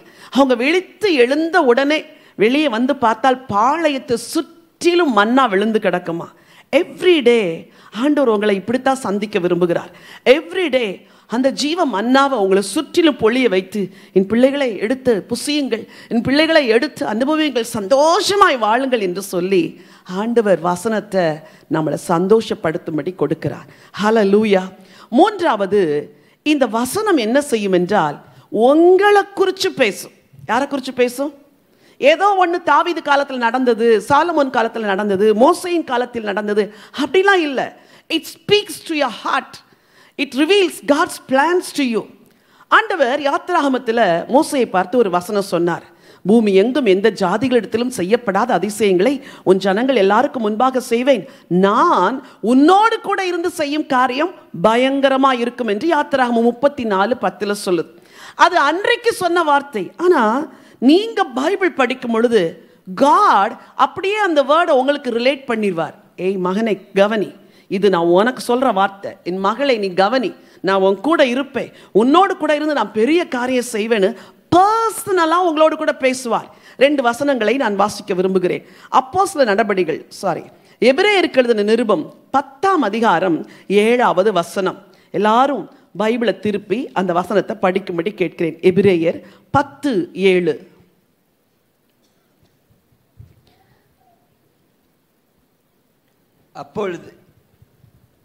அப்பொழுது நான், தேவனே உம்முடைய சித்தத்தின்படி செய்ய இதோ வருகிறேன், புஸ்தகச் சுருளில் என்னை குறித்து எழுதியிருக்கிறது என்று சொன்னேன் என்றார். சொல்லுங்க, வசனம் என்ன சொல்லுது? புஸ்தகச் சுருளில். ஏன் இவ்வளவு கவலையா சொல்றீங்க? சொல்லுங்க, புஸ்தகச் சுருளில் என்னை குறித்து எழுதியிருக்கிறது. Do you want to know God's plan in your life? It is written in the Bible. உங்களுக்கு கடவுளுடைய சித்தம் என்னன்னு தெரிஞ்சுக்க ஆசையா? இந்த புஸ்தகத்தில் இருக்குது.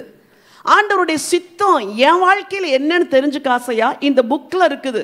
நாளைக்கு என்ன டெசிஷன் எடுக்கணும் அப்படின்னு நீங்க திகைச்சு நிக்கிறீங்களா? Find the solution in this book. Find God's guidance in this book. வாலிபன் தன் வழியை எதனால் சுத்தம் பண்ணுவான்?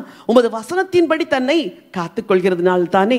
வாலிபர்கள் வேதத்தை படிக்கும் பொழுது ஆண்டவர் சொல்வார், மகனே மகளே, நீ போற இந்த பாதை எனக்கு பிடிக்கல, நீ இதுல இருந்து வெளியே வரணும். பர்சனலா பேசுவார். இன்னொரு வசனத்தையும் வாசிக்க விரும்புகிறேன். அப்போஸ்தலர் நடபடிகள் 13ஆம் அதிகாரம் 47வது வசனம். அங்கே அப்போஸ்தலருடைய ஒரு அறிக்கையை குறித்து நம்ம படிக்கிறோம். அப்போஸ்தலர் 13:47.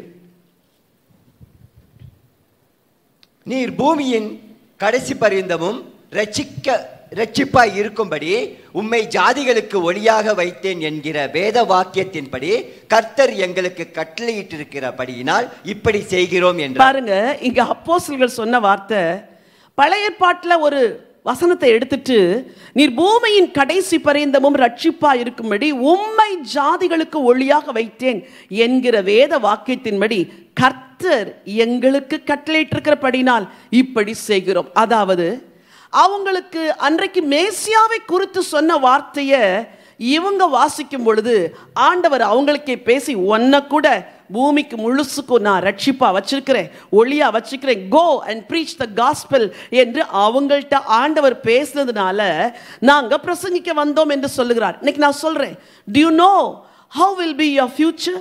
உங்க எதிர்காலம் எப்படி இருக்குன்னு தெரியுமா? ஆண்டவர்கிட்ட கேட்டிருக்கிறீங்களா? உங்க பிள்ளைங்க எப்படி இருப்பாங்கன்னு தெரியுமா? ஆண்டவர்கிட்ட கேட்டிருக்கிறீங்களா? மூத்த பிள்ளையின் அழைப்பு என்ன உங்களுக்கு தெரியுமா? இளைய மகளின் அழைப்பு என்ன உங்களுக்கு தெரியுமா? வாலிபனே, உன் வாழ்க்கையை குறித்த தேவ திட்டம் என்னன்னு உனக்கு தெரியுமா? தெரியலன்னா இன்னைக்கு சொல்றேன், find your future in this precious book. இந்த ப்ரெஷியஸ் புக்கில் உன்னை குறித்து எழுதியிருக்குது, உங்களை குறித்து எழுதியிருக்குது, உங்க குடும்பத்தை குறித்து எழுதியிருக்குது. யோசுவா அன்னைக்கு சொன்னாரு, நானும் என் வீட்டாரும் என்றால் கர்த்தரையே சேவிப்போம் என்று. அதை நீங்க வாசிக்கும் பொழுது ஆண்டவர் அதை உங்களுக்கே சொல்லுவார், நீயும் உன் வீட்டாரும் என்ன நிச்சயமா சேவிப்பீங்க, அந்த நாள் வரும். அப்போ அந்த வேர்டை கன்ஃபஸ் பண்ணி ஜெபிக்கும் போது a day will come, உங்க என்டையர் ஹவுஸ் ஹோல்டு ரட்சிக்கப்படும். ஆண்டவர் இப்படித்தான் பைபிளுக்குள்ள உங்களை குறித்து எழுதி வச்சிருக்கிறத நீங்க கண்டுபிடிக்கணும். எது எனக்கு, எது என் வாழ்க்கைக்கு, எது என் நிகழ்காலத்திற்கு, எது என் எதிர்காலத்திற்கு, எது என் திருமணத்திற்கு, எது என் பிள்ளைகளுக்கு, எது என் ஊழியத்தை குறித்து பைபிளில் தேடினா, இந்த அப்போஸ்தலர்கள் சொன்னாங்களே எழுதின மாதிரி நாங்கள் இப்போ வந்து பிரசங்கிக்கிறோம். அதே போல் பர்சனலாக உங்கள் லைஃப் ஃபியூச்சர் பிளானை காட் உங்களுக்கு வெளிப்படுத்துவார். ஹல்லேலூயா, ஹல்லேலூயா. வாழ்க்கையில் எத்தனையோ என் கேள்விகளுக்கு எனக்கு பதில் கொடுத்தது இந்த வேதம் தான். இள வயதில் எத்தனையோ கொஸ்டின்ஸ் எனக்கு இருந்துச்சு.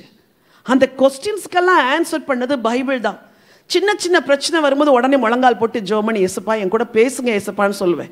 உடனே ஆண்டவர் அன்னைக்கு ஒரு வசனத்தின் மூலமாய் பேசுவார்.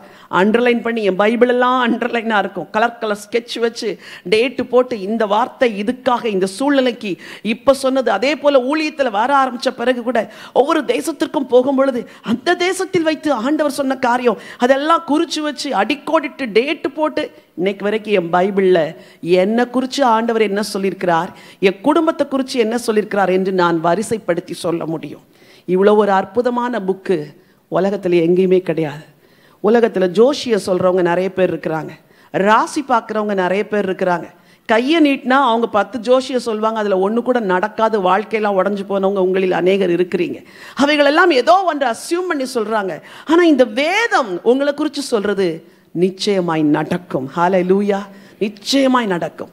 வேத வசனம் வாழ்க்கையை மாற்றும். வேத வசனம் உங்கள் இருதயத்தை கொழுந்து விட்டு எரிய செய்து சந்தோஷமாக்கும். வேத வசனம் உங்கள் எதிர்கால திட்டத்தை, உங்கள் வாழ்க்கையை குறித்த காரியங்களை உங்களுக்கு உணர்த்தும். இன்னொரு வேத வசனத்தை வாசிக்க விரும்புகிறேன். வேத வசனம் என்ன உங்களுக்கு செய்யும் என்று மத்தேயு எழுதின சுவிசேஷம் 4ஆம் அதிகாரம் 4வது வசனம். Book of Matthew, chapter 4 and verse 4. இயேசு பிரதித்திரமாக, மனுஷன் அப்பத்தினாலே மாத்திரமல்ல, தேவனுடைய வாயிலிருந்து புறப்படுகிற ஒவ்வொரு வார்த்தையினாலும் பிழைப்பான் என்று எழுதியிருக்கிறதே என்றார். 10வது வசனம். அப்பொழுது இயேசு, அப்பாலே போ சாத்தானே, உன் தேவனாகிய கர்த்தரை பணிந்து கொண்டு அவர் ஒருவருக்கே ஆராதனை செய்வாயாக என்று எழுதியிருக்கிறதே என்றார். அடுத்த வசனம் சொல்லுது, அப்பொழுது பிசாசானவன் அவரை விட்டு விலகி போனான். ஹல்லேலூயா. எத்தனை பேர் பிசாசுக்கு பயப்படுவீங்க? சொல்ல மாட்டீங்க. கைதுக்கெல்லாம் சொல்லலை. ஐயோ ராத்திரி இருட்டில் போடுனா எனக்கு பயம், ஐயோ ரெஸ்ட் ரூம் போடுனா எனக்கு பயம். நிறைய பேருக்கு வாழ்க்கையில் பல பயம் இருக்குது. அதில் பெரிய பயம் என்ன தெரியுமா? பிசாசை குறித்த பயம். ஐயோ அவங்களுக்கெல்லாம் ஜோம் பண்ணா பிசாசு என்ன பிடிச்சிருச்சுன்னா என்ன செய்ய, ஐயோ செய்வினைக்கெல்லாம் ஜோம் பண்ணா பிசாசு என்ன தாக்கிருச்சுன்னா என்ன. நான் அந்த வியாதிக்கு, இந்த வியாதிக்கு நான் ஜோம் பண்ணுவேன். கேன்சர் வியாதிக்கு மட்டும் நான் ஜோம் பண்ண மாட்டேன், ஏன்னா எனக்கு கேன்சர் வந்துடும். இன்னைக்கு எல்லாருக்குள்ளேயும் ஒரு பயம் இருக்குது. இங்கே வசனம் சொல்லுது, ஆண்டவர் சொன்னாராம், உன் தேவனாகிய கர்த்தரை பணிந்து கொண்டு அவர் ஒருவருக்கே ஆராதனை செய்வாயாக என்று எழுதியிருக்கிறதே என்றார். அப்பொழுது பிசாசானவன் அவரை விட்டு விலகி போனான். அல்ல கவனிங்க, சொன்னாரு. எதை சொன்னாரு? வசனத்தை. அடுத்து ரியாக்ஷன் என்னது? அவருடைய ஆக்ஷனுக்கு அங்கே ஒரு ரியாக்ஷன் நடந்துச்சு. பிசாசானவன் அவரை விட்டு விலகி போனான். இன்னைக்கு பிசாசு உங்கள் தோளில் கை போட்டுட்டு உங்கள் கூடவே நடக்கிறாங்க. ஏன் தெரியுமா? You don't have word. உங்களுக்குள்ள வார்த்தை இல்லை. வார்த்தை இருந்தால் கூட அது அறிக்கை செய்யறதில்லை. இன்னைக்கு உங்களுக்கு அறிமுகப்படுத்தின இவ்வளோ புக்ஸு எல்லாமே வேர்ட் பேஸ்ட் ப்ரேயர்.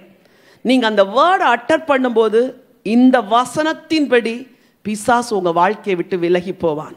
கணவன்மாரை பிடித்திருக்கிற குடி பிசாசு, பிள்ளைகளை பிடித்திருக்கிற கீழ்ப்படியாமையின் பிசாசு, இன்னும் குடும்பத்துக்குள்ள சண்டையின் ஆவி, சமாதான குறைச்சல ஆவி, இதெல்லாம் எப்போ போகும் தெரியுமா? போராடி போராடி சோர்ந்து தானே உட்கார்ந்துருக்கிறீங்க. ஒரு நியூ ஸ்ட்ராட்டஜி ஆண்டவர் தரார். Confuse his word. அதுவும் சத்தமாக சொல்லணும், வாயை திறந்து சொல்லணும். எவ்வளவோ சூழ்நிலைமைகளில் ஆண்டவருடைய வார்த்தையை கன்ஃபஸ் பண்ணி ஜெயிக்க கர்த்தர் எனக்கு உதவி செய்தார். 4வதா, பிசாசை ஜெயிக்கணும்னா இந்த வார்த்தை தான் உங்களுக்கு மிக பிரதானமாய் தேவை. கடைசியாக இந்த வார்த்தை உங்களை பரலோகம் கொண்டு சேர்க்கும்படி உங்களுக்குள் நித்திய ஜீவனை தருகிறது. யோவான் 5ஆம் அதிகாரம் 39வது வசனத்தை வாசிக்க விரும்புகிறேன். யோவான் 5:39. அவர் எனக்கு வேத வாக்கியங்களை ஆராய்ந்து பாருங்கள், அவைகளால் உங்களுக்கு நித்திய ஜீவன் உண்டென்று எண்ணுகிறீர்களே, என்னை குறித்து சாட்சி கொடுக்கிறவைகளும் அவைகளே. ஆண்டவர் சொல்றாரு, பைபிளை சும்மா வாசிக்காத, வேத வாக்கியங்களை சொல்லுங்க ஆராய்ந்து பார், கொஞ்சம் மெடிடேட் பண்ணு, கொஞ்சம் கம்பேர் பண்ணி படி. ஸ்டடி பைபிள் எவ்வளவோ இருக்குது, வாங்கி படி. கூகுளில் சர்ச் பண்ணிங்கன்னா எத்தனையோ ஸ்டடி பைபிள் இருக்குது, எத்தனையோ கமெண்ட்ரிஸ் இருக்குது. நீங்கள் கொஞ்சம் பைபிளில் புரியலைன்னா அதுக்கு என்ன விளக்கம்னு நீங்கள் சர்ச் பண்ணுறதுக்கு இன்றைக்கி வாய்ப்புகள் அதிகம் இருக்குது. ஆண்டவர் சொல்கிறாரு, சும்மா வாசித்துட்டு புரியலைன்னு வச்சுட்டு போகாத, படி, ஆராய்ந்து படி. நான் ஒரு பிரசங்கத்தை புதுசாக ஆண்டவர் எனக்கு கொடுத்து பேசுன்னு சொன்னால் பேசுறதுக்கு முன்னாடி உட்காந்து நிறைய படிப்பேன். ஒவ்வொரு காரியத்தையும் படி. ஒலிவ மரத்தை பற்றி இன்னைக்கு நான் பேசுகிறேன்னா அந்த ஆலிவ் ட்ரீ பற்றி என்னன்னு படிப்பேன். பிப்ளிக்கலாக ஆலிவ் ட்ரீ எந்த அளவுக்கு முக்கியத்துவம் வாய்ந்ததுன்னு படிப்பேன். ஆர்க் ஆஃப் காவனன்ட் பற்றி இன்னைக்கு நீ பேசு, உடன்படிக்கையின் பெட்டியை பற்றி பேசுன்னு சொன்னார்னா உட்காந்து எல்லாத்தையும் படிப்பேன். உடன்படிக்கை பெட்டியில் என்ன எல்லாம் படிச்சுட்டு அது எனக்கு கிடைத்த ஒரு 100% அறிவாக இருந்தால் அதில் 2% பிரசங்கம் பண்ணுவேன். ஆனால் ஒரு பெரிய திருப்தி இருக்கும். ஏன் தெரியுமா? முதல்ல நான் படித்து எனக்கு திருப்தி வந்ததுனால மக்களுக்கு அதை சொல்லிக் கொடுக்கும் பொழுது ஒரு பெரிய சந்தோஷம். எனக்கு அன்பானவர்களே, இன்னையிலிருந்து இந்த திருச்சபையின் மக்கள் ஒவ்வொருவரும் வேத வாக்கியங்களை நீங்கள் ஆராய்ந்து பார்க்கணும். அதனால என்ன கிடைக்கும் தெரியுமா? நித்திய ஜீவன். ஹல்லேலூயா. Eternal life. ஆண்டவர் சொல்றார், என்னை குறித்து சாட்சி கொடுக்கிறவர்கள் அவைகளை. இந்த வேத வசனம் இருதயத்தில் இருக்க இருக்க, இன்னைக்கு காலையில் சொல்லி கொடுத்தனே, வேர்ல்ட்ஸ் பேட்டர்ன்லையும் நீங்கள் நடக்க மாட்டீங்க, வேர்ல்ட்ஸ் பேட்டர்ன்லையும் நீங்கள் நடக்க மாட்டீங்க, செல்ஃப் பேட்டர்ன்லையும் நீங்கள் நடக்க மாட்டீங்க, டெவில்ஸ் பேட்டர்ன்லையும் நடக்க மாட்டீங்க. யாருடைய பேட்டர்னில் நடப்பீங்க? God's pattern. இந்த உலகத்தில் தன்னை அறிந்த தேவ ஜனங்கள் ஒவ்வொருவரும் நடக்க வேண்டிய வழியை ஆண்டவர் இங்கே எழுதி வைத்திருக்கிறார். அவர்களுக்கு வேண்டிய ஆறுதலை இங்கே எழுதி வைத்திருக்கிறார். ஆசீர்வாதத்தை இங்கே எழுதி வைத்திருக்கிறார். ஒரே ஒரு வசனத்தை வாசித்து உங்களுக்காக நான் ஜெபிக்க விரும்புகிறேன். என்னோடு கூட வெளிப்படுத்தின விசேஷம் 1 அதிகாரத்திற்கு வேதத்தை திருப்பிக் கொள்ளுங்கள்.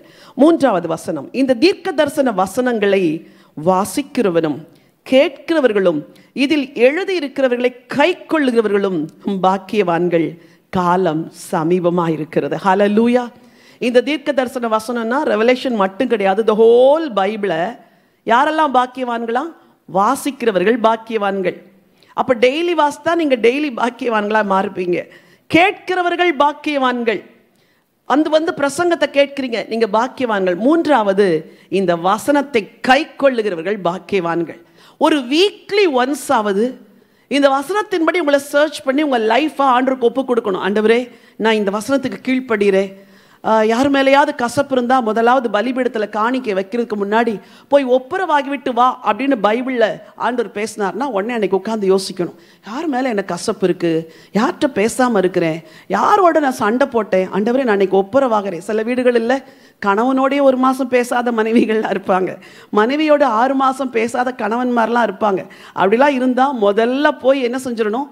ஒப்புரவாகிட்டு வந்து தான் ஆலயத்தில் காணிக்கை செலுத்தணும். இது போல் ஒவ்வொரு வசனத்துக்கும் நீங்கள் கீழ்ப்படியும் பொழுது நீங்கள் பாக்கியவான்களாய் மாறுகிறீர்கள். ஆண்டவர் சொல்லுகிறார், கர்த்தருடைய வேதத்தில் பிரியமாயிருந்து இரவும் பகலும் அவருடைய வேதத்தில் தியானமாயிருக்கிற மனுஷன் பாக்கியவான். அவன் நீர்க்கால்களின் ஓரமாய் நடப்பட்டு தன் காலத்தில் தன் கனியை தந்து இலையுதிராதிருக்கிற மரத்தை போல இருப்பான். அவன் செய்வதெல்லாம் வாய்க்கும். ஹல்லேலூயா. நீங்கள் செய்வதெல்லாம் வாய்க்க பண்ண போகிறார். சரி, before we go for prayer, எல்லாரும் ஒரு நிமிஷம் எழும்பி நில்லுங்க please. would you please stand up? தேவனுடைய பிள்ளைகள் ஒரு தீர்மானத்தை எடுக்கும் பொழுது ஆண்டவர் அந்த தீர்மானத்தை ஆசீர்வதிக்கிறார். ஆண்டவர் பிளஸ் பண்ணுகிறார். தாவீது ஒரு தீர்மானம் எடுத்தார். என்ன தீர்மானம் தெரியுமா? ஆண்டவருக்கு ஆலயத்தை நான் கட்டுற வரைக்கும் என் கட்டில் மேலே நான் படுக்க மாட்டேன் ஆண்டவரே. எவ்வளோ ஒரு வலிமையான தீர்மானம் பாருங்கள். சில வலிமையான தீர்மானங்கள் தான் உங்கள் வாழ்க்கையில் கர்த்தருடைய வல்லமையை கொண்டு வரப்போகுது. Now you are going to take a decision. ஒரே ஒரு தீர்மானம். உங்கள் வேதத்தை வலது கையில் எடுத்துக்கொள்ளுங்க. இந்த சபை சத்திய வசனத்தை தியானிக்கிற சபையாக மாறிடுச்சுன்னா நிச்சயமாக சொல்கிறேன், சீக்கிரமாக அந்த சபை பெருகும். எல்லா கண்களும் மூடி இருக்கட்டும். வலது கையில் பைபிள் எடுத்து உங்கள் மார்போடு கூட அந்த வேதத்தை அணைச்சிக்கோங்க. சொல்லுங்க ஆண்டவரை பார்த்து, ஆண்டவரே, வாழ்க்கையை மாற்றுகிற இந்த வேதத்திற்காக நன்றி ஆண்டவரே. எனக்கு மகிழ்ச்சியை தருகிற இந்த வேதத்திற்காக நன்றி ஆண்டவரே. நித்திய ஜீவனை கொடுக்கிற இந்த வேதத்துக்காக நன்றி ஆண்டவரே. என்னை பற்றி ப்ளூ பிரிண்ட் எழுதி வச்சிருக்குன்னு இந்த பைபிளை சொன்னீங்க, அதுக்காக உங்களுக்கு நான் நன்றி சொல்கிறேன் ஆண்டவரே.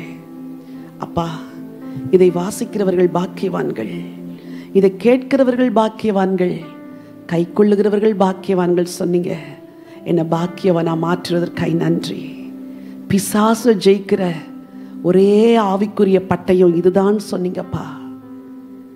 இந்த மகிமையான வசனங்களை நான் கடந்த நாட்களில் சரியாக படிக்கல ஆண்டவரே. போதுமான அளவுக்கு நேரம் செலவழிக்கல ஆண்டவரே.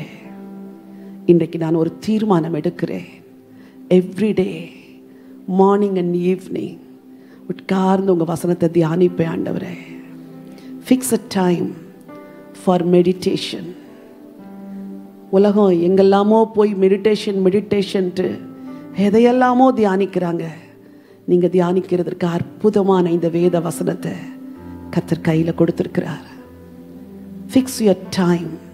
ஒரே ஒரு தீர்மானம், ஆண்டவரே, நான் காலையில் இவ்வளோ நேரம் இந்த வேதத்தை கருத்தாக படிப்பேன், மாலையில் இவ்வளோ நேரம் படிப்பேன், குடும்பமாக நாங்கள் ஒரு வேத பகுதியை படிப்போம்.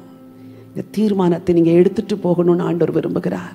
வாலிப பிள்ளைகளே, இதுவரைக்கும் நீங்கள் விளையாட்டாக படிச்சிருக்கலாம், கம்பல்ஷனால் படிச்சிருக்கலாம், ஏதோ படிக்கணுமேன்னு படிச்சிருக்கலாம். But this day take a decision. Word of God is the sword of God. You can resist the devil with this sword.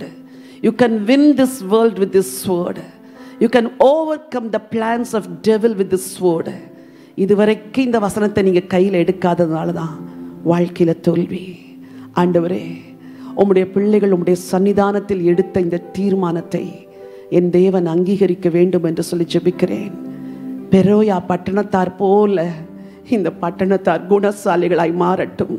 இந்த சபையார் குணசாலிகளாய் மாறட்டும். ஆண்டவரே, ஆண்டவரே, இரவும் பகலும் காரியங்கள் இப்படி இருக்கிறதா என்று 6000 மக்களாய் மாற்றுங்கப்பா. என் வாலிப பிள்ளைகளுக்காய் விசேஷமாய் ஜெபிக்கிறேன். எதையெல்லாமோ படிக்கிறார்கள் உலகத்தில். இன்றிலிருந்து ஆண்டவரே, உம்முடைய ஜீவ வார்த்தையை படிக்கவும் தியானிக்கவும் ஆராயவும் உங்க பிள்ளைகளுக்கு உதவி செய்யுங்கப்பா. உம்முடைய பிள்ளைகள் எடுத்த தீர்மானத்தை கர்த்தர் ஆசீர்வதிக்க வேண்டும் என்று சொல்லி ஜெபிக்கிறேன். Lord, let your blessings rest upon your children, O God. Open their hearts, O God. லீதியாளின் இருதயத்தை திறந்த மாதிரி இவர்கள் இருதயம் திறக்கப்படுவதாக. அன்றைக்கு எம்மாவூர் சீஷர்களின் இருதயத்தை திறந்தது போல இன்றைக்கு இவர்கள் இருதயம் திறக்கப்படுவதாக. இருதயங்கள் கொழுந்து விட்டு எரியட்டும் ஆண்டவரே. இருதயத்தோடு பேசுங்க ஆண்டவரே. ஆண்டவரே, தியானிக்கிற வார்த்தைகள் இவர்களுக்கு சந்தோஷத்தை கொண்டு வரட்டும், விசுவாசத்தை கூட்டட்டும், தேவன் மேல் வைராக்கியத்தை கூட்டட்டும் ஆண்டவரே. இந்த அற்புதமான வேத வசனங்களால் இவர்கள் வாழ்க்கையில அற்புதங்கள் நடக்கட்டும் ஆண்டவரே, நடக்கட்டும் என்று சொல்லி ஜெபிக்கிறேன். பிரமாணங்களை பெற்றுக்கொண்டு மோசே இறங்கி வரும் பொழுது அவருடைய முகம் பிரகாசித்ததே, இவர்கள் வாழ்க்கை பிரகாசிக்கட்டும் என்று சொல்லி ஜெபிக்கிறேன். குடும்பமாய் வேதத்தை தியானிக்கட்டும், கணவன் மனைவியாய் வேதத்தை தியானிக்கட்டும், பிள்ளைகளும் பெற்றோருமாய் வேதத்தை தியானிக்கட்டும், சிநேகிதிகளோடு கூட இணைந்து என் வாலிப பிள்ளைகள் வேதத்தை தியானிக்கட்டும்ப்பா. உங்க வேதம் இவர்களுடைய வாஞ்சையை மாறட்டும். பேஷனை கொடுங்க ஆண்டவரே. இயேசுவின் நாமத்துல கர்த்தருடைய வார்த்தையை சிநேகித்து இந்த வார்த்தைக்காய் வாழுகிற ஒரு பேஷனை தரும்படியாய் ஜெபம் பண்ணுகிறேன் ஆண்டவரே. இந்த சபை வசனத்திற்காய் நிற்கட்டும், இந்த சபை வசனத்தை பிரசங்கம் பண்ணட்டும், இந்த சபை வசனத்தில் வளரட்டும், வசனத்தை விதைக்கட்டும், வசனத்தின் மூலம் ஊழியம் செய்யட்டும், சபை பெருக வேண்டும் என்று சொல்லி ஜெபிக்கிறேன் அப்பா. உமக்கு நன்றி ஆண்டவரே. இவர்கள் தீர்மானத்தை தேவன் ஆசீர்வதிப்பீராக. இவர்களுடைய தீர்மானத்தில் கர்த்தருடைய கரம் இருக்கட்டும். அவன் செய்வதெல்லாம் வாய்க்கும் என்று சொன்னீர். யார் யாருடைய வாழ்க்கையில கடந்த நாட்களில் தோல்வியோ வீழ்ச்சியோ குறைவோ தரித்திரமோ, இனிமேல் இவர்கள் செய்வதெல்லாம் வாய்க்க போகிறதற்காய் நன்றி. தொழில் வாய்ப்பதாக, வேலைகள் வாய்ப்பதாக, குடும்ப வாழ்க்கையின் ஆசீர்வாதங்கள் வாய்ப்பதாக, வாலிப பிள்ளைகளுக்கு நல்ல எதிர்காலத்தை கர்த்தர் வாய்க்க பண்ணும்படியா ஜெபிக்கிறேயா.